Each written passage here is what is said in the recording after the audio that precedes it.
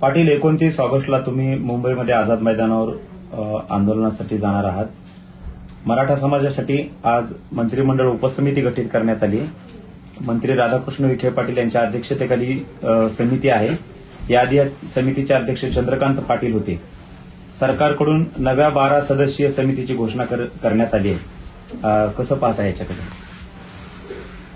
नाही, हे तर आमचं म्हणणं काय आहे, हे सरकारच्या डोक्यातच येत नाही. हे असे किडे पडल्यासारखं वागायला लागले. उपसमिती गठीत केली म्हणजे ते पूर्वीच आहे ना, ते का नवीन खुळे का काही? पहिले चंद्रकांत दादा होते, आता कोण कान दुसरं केलंय. उपसमिती गठीत करणं आणि आमच्या मागण्या ही वेगळा वेगळा विषय आहे आणि ते नवीन नाहीये. जरी वेगळा विषय असला काय नसला काय, उपसमिती ही पूर्वीचीच आहे. फक्त त्यातले खांदे बदलेलेत. पोळ्याच्या दिवशी खांदे बदलेलेत, कारण आमच्या तिकडे दुपारून सकाळून नांगराला खांदे बदलेत. ही बैल झालं की त्याला झोपीत, त्याला झालं की फक्त खांदे बदलेलेत. पहिला वेगळा होता, आता ही पोळ्याच्या दिवशी फक्त खांदे बदल झाली. बाकी काय नाही. आमचं मागणं काय आहे की मराठा आणि कुणबी एक आहे किंवा आम्हाला GR पाहिजे.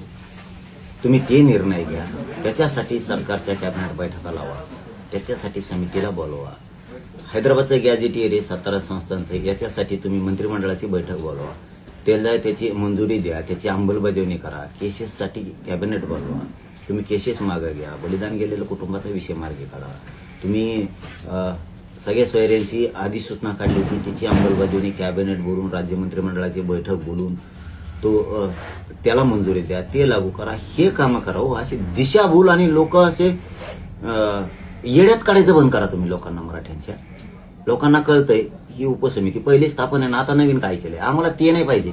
आमच्या मागण्या ज्या आहेत ना, त्याची अंमलबजावणी देऊन त्याच्यासाठी बैठक घ्या. बाकीच्या गोष्टी ऐकण्यात आम्हाला रस नाही, आनंद नाही ना. आम्हाला त्याच्याकडे डुकून बघायचं नाही. मुंबईला आम्ही येणार, तुम्ही जर अंमलबजावणी नाही दिल्या तर.